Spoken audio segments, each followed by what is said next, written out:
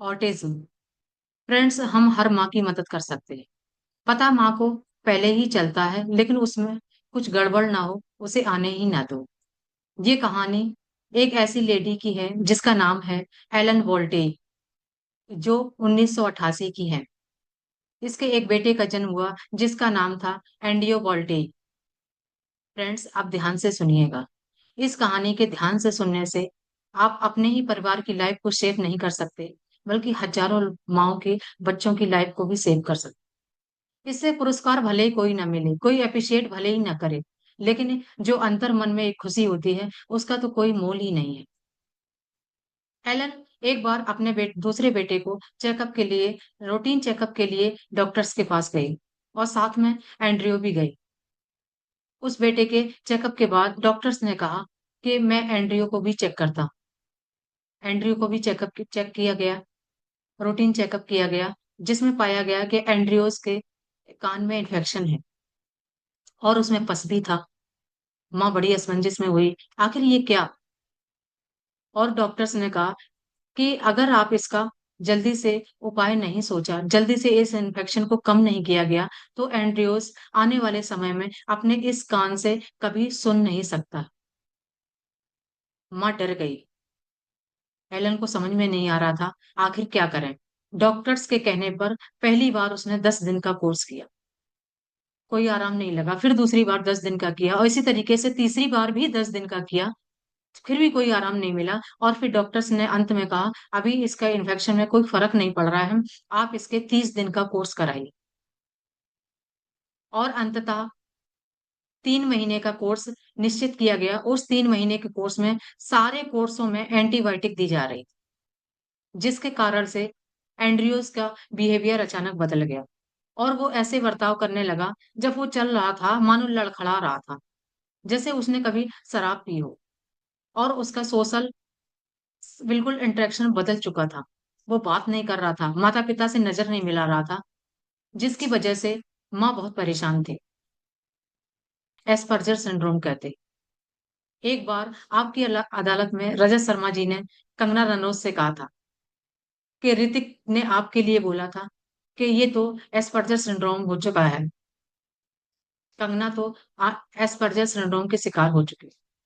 अगर आप किसी स्कूल में, ऑटिज्म के स्कूल में जाएंगे, जो कि दिल्ली में भी है, या आप जहाँ रहते हैं वहां भी होंगे, आप देखेंगे एक ऑटिज्म वाले बच्चे के लिए उसकी माँ पर क्या गुजरेगी।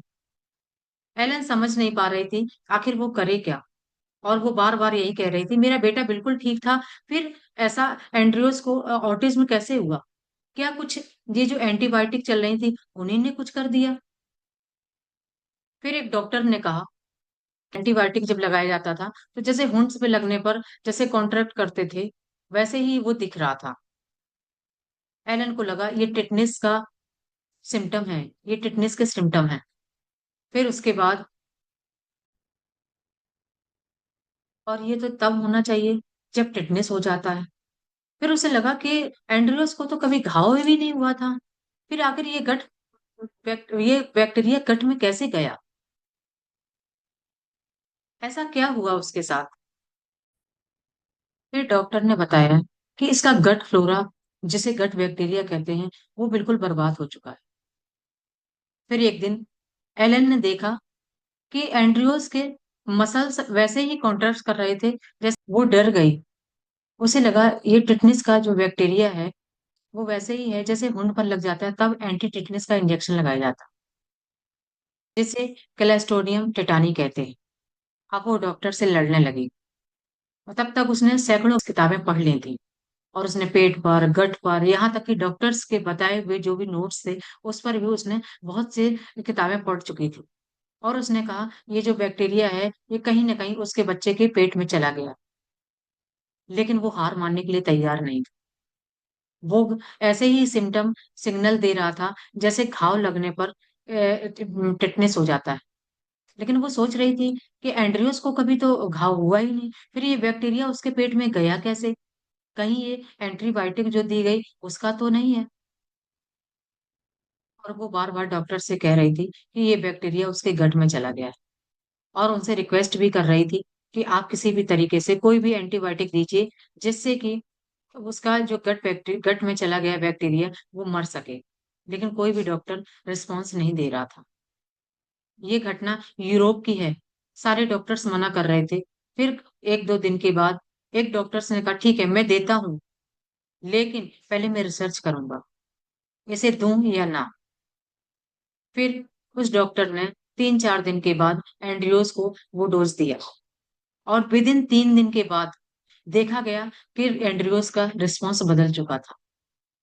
वो बिल्कुल ठीक था, नॉर्मल बच्चों की तरह रिस्पॉन्स कर रहा था, कपड़े पहनने लगा, अपना वॉश करने लगा, यहाँ तक कि पॉटी क्लीनिंग भी करना 3-4 दिन में सीख गया। उसके बाद में ठीक 8 दिन के बाद यही डोजेस उसने उस डॉक्टर ने 11 बच्चों पे और किया, जिसका रिस्पॉन्स बहुत अच्छा था। वो अच्छे से रिस्पॉन्स दे रहे थे, उनके बिहेवियर बदल रहे थे, वो अपने सारे काम कर रहे थे। इस बात को ध्यान से सुनिएगा। जो हमारे न्यूरॉन्स हैं, जो आज हमारे ब्रेन सेल्स हैं, वो 86 बिलियन ब्रेन सेल्स जब एक दूसरे से कनेक्शन बनाते हैं, तो एक पर सेकंड 2 बिलियन, मतलब 20 लाख पर सेकंड वो कनेक्शन बनाते हैं। जब हम सीखते हैं, जब हम करते हैं, जब कुछ भी हंसते हैं, बोलते हैं, या देखा होगा आपने, बच्चे हर समय कुछ ना कुछ सीखते रहते हैं। जब ये दो 20 लाख पर सेकंड कनेक्शन बनाते हैं, तो उस माइंड को हेल्दी ब्रेन सेल्स कहा जाता है। फिर एक सैड स्टोरी आई, करीब 1.5 साल बाद एंड्रियोस का बिहेवियर बिल्कुल बदल चुका था। वो रिस्पॉन्स देना बंद कर चुका था। यहाँ तक कि 8 दिन बाद देखा गया, वो सारे बच्चे जिनको वो एंटीबायोटिक डोज दूसरा दिया जा रहा था, वो सारे बच्चे रिस्पॉन्स देना बंद कर रहे थे। मीन्स वो एंकर्ड हो चुके थे।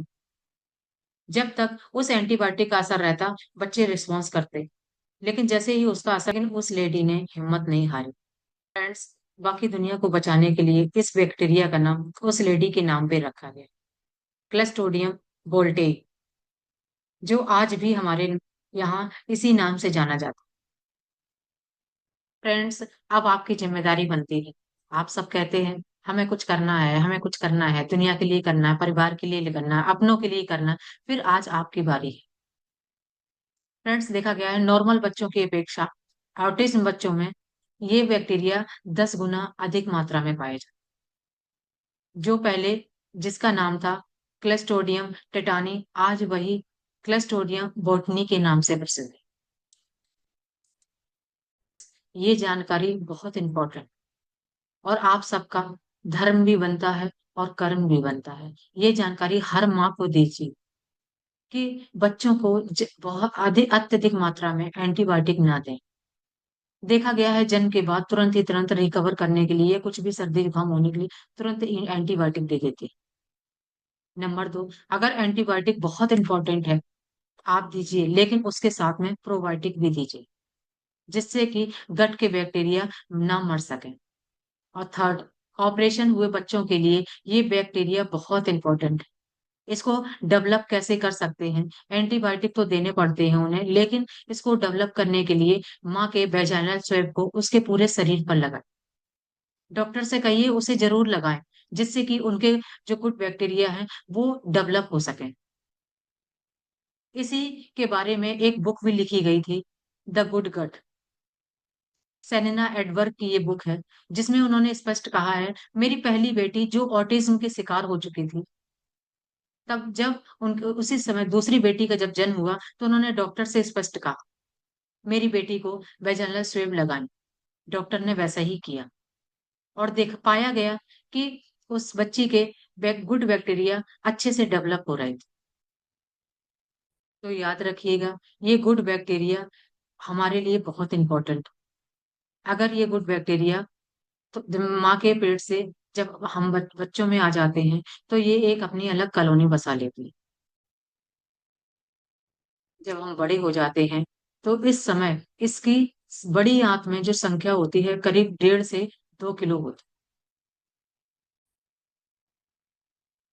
फ्रेंड्स, जब हम बड़े हो जाते हैं, तो इस समय हमारे बड़ी आंत में ये बैक्टीरिया करीब 1.5 से 2 किलो का बैक्टीरिया होते हैं, जो हमारे गट के लिए बहुत इंपॉर्टेंट है।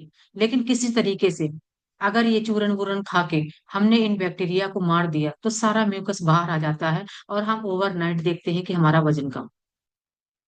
और ये बहुत खतरनाक है। ये लाइफ के लिए बहुत डेंजर है।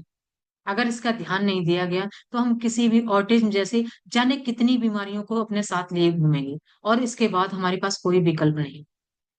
तो हम रिक्वेस्ट करेंगे, आप अपने परिवार के लिए, इस दुनिया के लिए, अपने लिए और अपने इस जानकारी को आप अपने फ्रेंड्स को ज़रूर दीजिएगा। और अगर आपको ये वीडियो अच्छा लगे तो आप इसको लाइक भी कीजिएगा। थैंक यू आप सबको।